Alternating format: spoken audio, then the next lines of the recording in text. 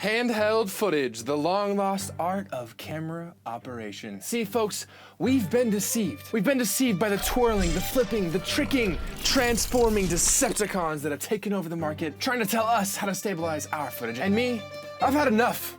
I'm here to tell you that there's just something special about handheld footage. I'm also here to tell you to slap that like button. Handheld footage is alive, it's dynamic, it's breathing, it's creamy. But wait, there's one problem. Today's cameras have gotten so small and so lightweight that if we even try to shoot handheld footage, that's right, micro-jitter. So today I'm gonna tell you how to take our tiny, lightweight, micro-jitter susceptible cameras and turn them into beautiful, cinematic, creamy B-roll beasts. So, if you haven't already, make sure you slap that subscribe button and let's get into the video.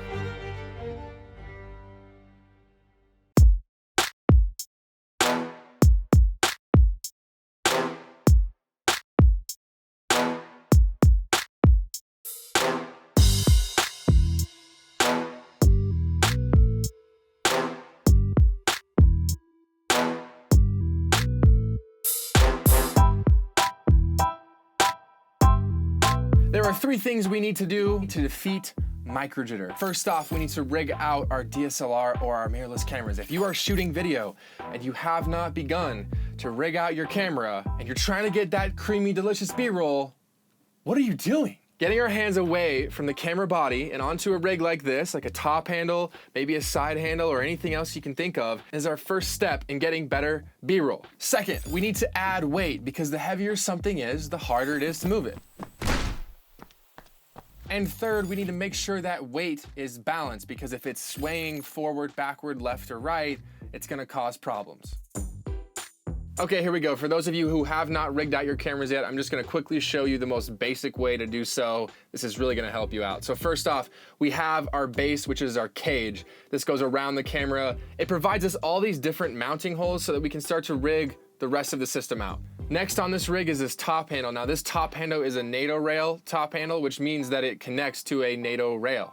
I love NATO rails because you can quickly mount and unmount the handle, especially if you're packing or you're traveling. You can get ones that screw directly into the cage, but it's just harder to pack. So I prefer the NATO rail handle. Now this has a specific feature, which I'll talk about in just a sec, that we need to complete step 2 and 3. But first, let me talk about the monitor. Seriously guys, if you're serious about shooting video, get a monitor. It doesn't have to be this one. This is the Ninja V. I love this thing. I record to it. It gives me ProRes 422. It works amazing in Premiere. This is not a video about the Ninja V or the Ninja 5. I don't know. My point is, if you're serious about video and you're using the crappy little LCD screen on your camera, again, what are you doing?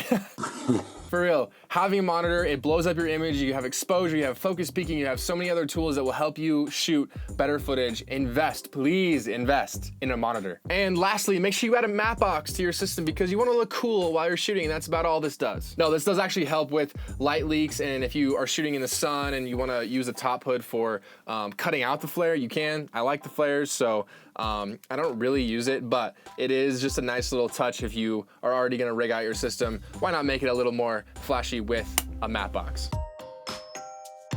Okay, now that we've accomplished our basic rig on our cameras, now we need to add weight and balance the weight. We're actually going to do this all in one step using, you guessed it, counterweights. These right here are 200-gram counterweights. They're made by Small Rig, links in the description below.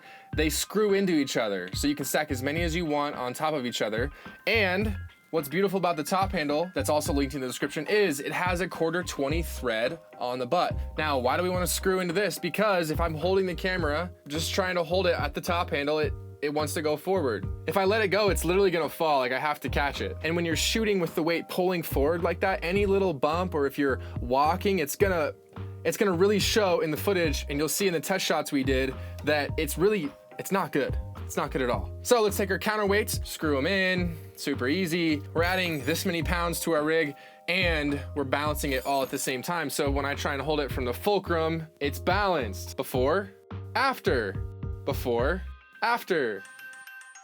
So you're probably wondering, Drew, does this actually make a difference? Yes, it absolutely does, because remember, the heavier something is, the harder it is to move it.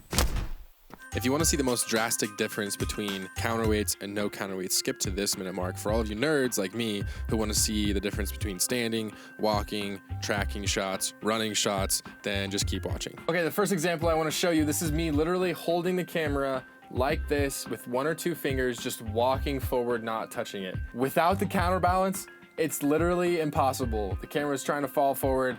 I showed you that earlier, and you're gonna see this play out in the rest of the footage in a smaller way. This just over exaggerates the problem. And then with the counterbalance, you can see it just stays balanced. It sways a little bit. It's kind of like a faux Steadicam, and it's really nice, and it doesn't fall forward. And that's the whole point of this, is to balance the weight so that there's no bias, so the camera's not tilting any which direction. Let's look at the rest of our shots.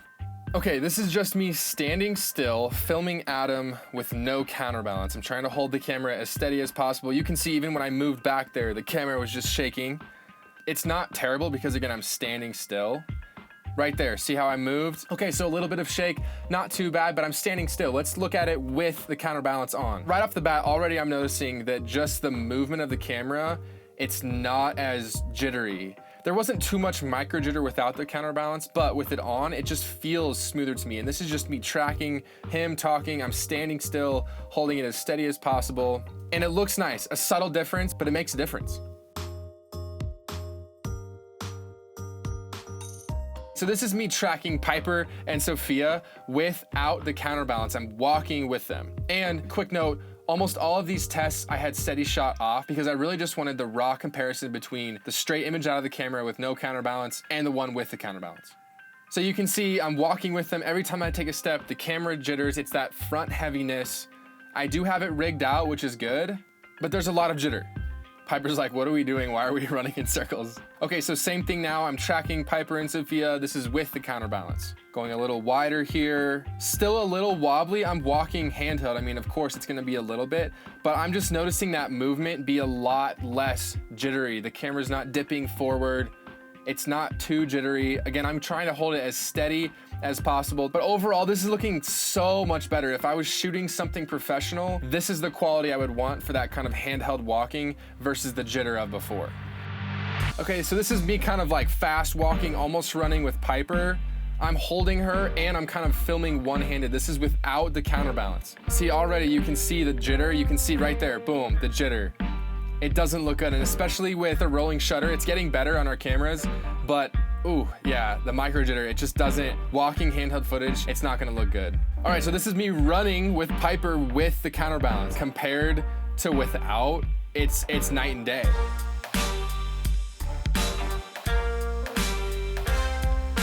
Hang in there, only a couple more examples. Okay, so this is me running with Benjamin without the counterbalance. He's on his boosted board, so I'm running as fast as I can, trying to hold it as steady as possible. Already right off the bat, it's very, very jittery. I did a decent job of tracking with him, but you can just see it's just like, if this was in some kind of professional commercial or video, it's too jittery. This is with the counterbalance on. I'm running with Benjamin as fast as I can. Obviously it's shaking, I'm running and it's handheld, but the shakes, they're not nearly as jittery. It's still pretty shaky, but you could probably cut this in for like 10 or 15 frames to a commercial to add that kind of like cool handheld feel.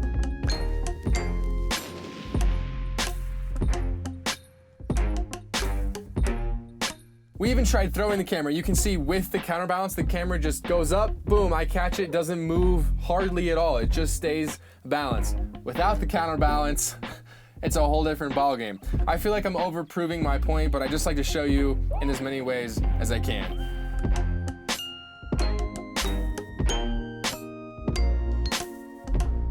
Now, one thing you'll notice without the counterbalance, you notice how the camera it tilts it to the right. With the monitor that I have, the battery slot is on the right side.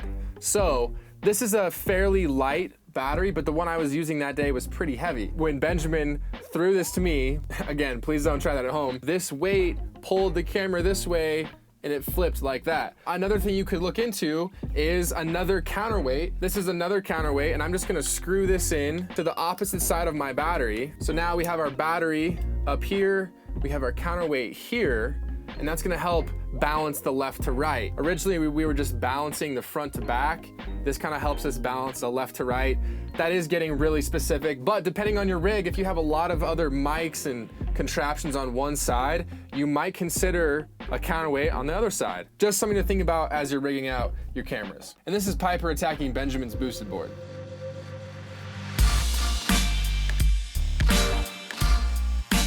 Okay, so as you can see, counterweights do make a big difference, especially when it comes to these tiny, lightweight, mirrorless or DSLR cameras. It helps us get our hands off the body, way less micro jitter, and way more creamy, dynamic, alive handheld footage. I'm a huge fan of handheld footage. I use it in almost everything I shoot, whether it's a film or a commercial or anything I'm working on. Handheld footage is awesome, and I think we need to utilize it a lot more. So, do counterweights make these tiny DSLR or mirrorless cameras cinema cameras? Well, that's debatable because I think everything comes back to story, and I think all you need is a camera to tell a story, whether it's a small camera or a big camera or your iPhone. It really has nothing to do with the gear and the toys that you have. It has everything to do with this and this to tell a good story. So in a way, we can start to redefine what cinematic means. Yes, we want that creamy B-roll, but we really want a creamy story. And that's for another day, folks. Thanks for watching. Go try this at home. Send me some before or after shots with your counterweights, without your counterweights. Tell me how it goes. Tell me if you had the same experience as me. If you have any questions or comments, leave those below. I love you guys, and I'll see you